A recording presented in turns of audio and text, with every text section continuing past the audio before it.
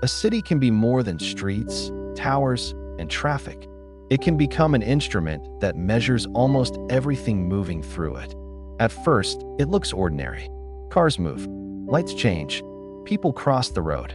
But behind the surface, the city is collecting signals. Every camera, every meter, every connected bus, every public screen can become part of a hidden architecture of observation. This is the invisible city, a place where concrete and glass are only the outer skin of something deeper. It promises cleaner air, safer roads, faster services, and streets that can react before a crisis spreads. But the same systems that help a city understand itself can also make daily life easier to track, predict, and remember.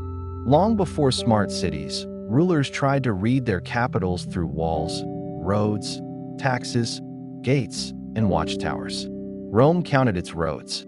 Imperial China mapped its walls. Medieval cities guarded their gates. Power has always needed information.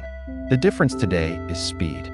What once took messengers and clerks can now happen in fractions of a second. In the smart city, the streetlight is no longer just a lamp. It can be a sensor tower, a network node, and a public service machine. A parking space becomes a data point. A bus stop becomes a timing system. A waste bin becomes a signal of urban rhythm. Traffic is one of the first places where the city begins to think in public. Cameras observe congestion. Road sensors detect movement. Algorithms can adjust lights so a blocked avenue does not paralyze an entire district. To the driver, it may feel like a shorter wait. To the system, it is millions of small decisions repeating all day. Energy follows the same pattern. Buildings that once consumed blindly now send information back into the grid. A city can learn when elevators move, when offices empty, when heat rises, and when demand is about to peak. Water systems can listen for leaks. Bridges can report stress. Buildings can reveal whether their own bodies are aging. This is not science fiction. It is the gradual transformation of infrastructure into a network of measurement. Some planned districts were built to make this visible from the beginning, with data woven into streets, buildings, and transport. Songdo in South Korea became one of the most famous examples, a city district imagined with connectivity as part of its foundations. Its story showed the dream clearly: efficiency, sustainability, and a city that could be managed through information. But it also revealed a harder truth. A city can be technically advanced and still feel unfinished if human life does not fill the spaces. Another famous experiment rose in Toronto, where the promise of a smart waterfront collided with questions about data, power, and consent. The lesson was not that smart cities must fail. It was that trust cannot be added after the sensors are already in the ground. In Singapore, the idea becomes larger, a national-scale push to connect transport, services, identity, planning, and digital governance. Here, the smart city is not one district. It is an operating layer across daily life. For supporters, this is the future of public service. Less waiting, fewer blind spots, better planning, and cities that respond to real needs. For critics, the danger is a city where convenience becomes the language that makes surveillance feel normal. The most powerful smart city may not be the one with the tallest towers, but the one with the deepest memory. Data centers become the new archives. Instead of scrolls and ledgers, they hold traffic, energy, movement, and behavior. The digital twin takes this further. It builds a living model of the city, a mirror where planners can test futures before they happen.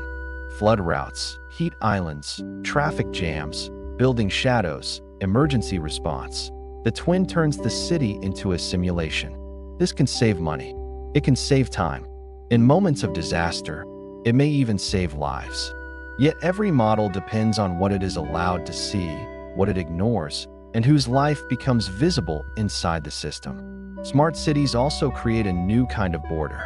Not a wall of stone, but a boundary made of access, permissions, and identity. A card opens a train gate. A phone unlocks a service. A camera verifies a space. The city becomes a sequence of invisible doors. For many residents, these systems are almost invisible because they work quietly. That is also what makes them powerful. The old city announced power through monuments. The smart city often hides power in interfaces. A palace could be seen. A city hall could be entered. But a database is harder to confront. That is why governance matters as much as technology. Who owns the data? Who audits the system? Who can say no?